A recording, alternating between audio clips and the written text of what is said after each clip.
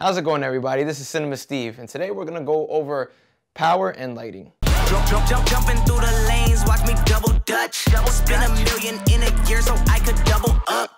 Ain't no ceilings in my building cause we coming up. Double cup, you don't feel us, get hit with an uppercut. All of these lights right here, they can kill you. Yes, you will die. No, I'm not kidding. The reason why these lights can kill you is because the human body will die by 1 amp. These are more than 1 amp. Nothing to play with. Don't let that scare you. Just be very, very careful, and you can have lots of fun with shooting your scenes, lighting things up. Just go crazy with it. See, they all go by different names. 1K, 650, 150. The reason why they're called that is because of the amount of watts that they have. So for example, if you plug this bad boy into a power outlet, you can't plug anything else in it. Why? Because it can only handle 1,000 watts. Anything above that, you're gonna trip the power. So you can't plug any of these other guys in. So whenever you're lighting a scene, you have to keep in mind how much watts are actually going in. And you also have to keep another thing in mind to make sure that one power outlet is not connecting to another one from another wall, because you will trip the power. These lights, they have different tools. Number one, right over here, we have a knob, and that's for spotting and flooding. And I'll demonstrate it right now. This is spotting, and we're adjusting. And this is flooding, hence the naming. So another thing that these lights have are what's called barn doors. So this is to help you control the lights, to make sure that your lighting is not spilling all over the place.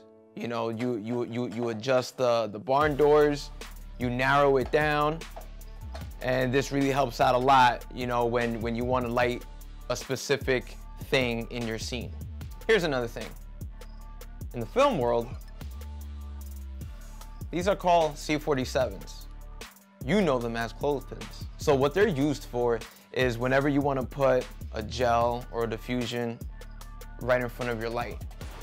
This helps you control lighting, color temperature, and what have you. So for demonstrating purposes, I will put one on. This is a full CTB. CTB stands for color temperature blue, right? So we're gonna put it on. And the reason why we use clothespins, especially wood, is because it will not melt. It won't burn. I mean, it might get a little toasty. You might start smelling like a little, you know, toasted wood. But nothing's gonna catch on fire. Now, when doing this, you do not want to put regular paper in front of the light or some other type of gel. These are meant for extreme heat. They can handle it. If you put regular paper, it's gonna catch fire. I've seen some lights that start smoking because of dust and spider webs. The lights have this knob right here to help you tilt up and down, and you can swivel the light left and right. You also have to be mindful of the power cord.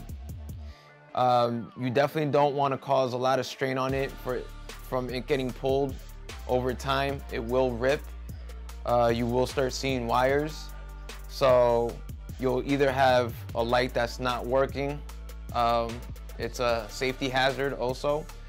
And you're gonna have to just eventually get in there and, you know, do your own wiring. Now these bulbs are a special type of bulb.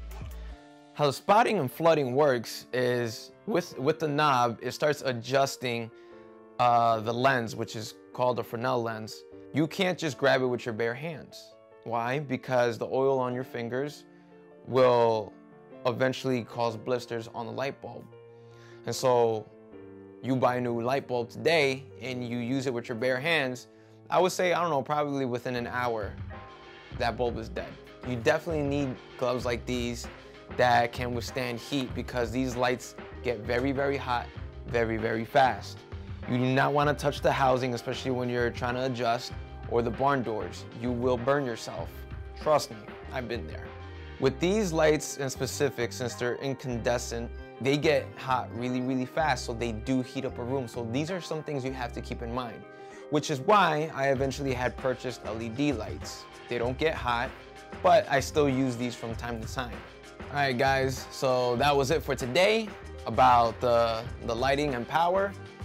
And I hope you guys enjoyed it. I hope you guys learned something new, and stick around for more videos.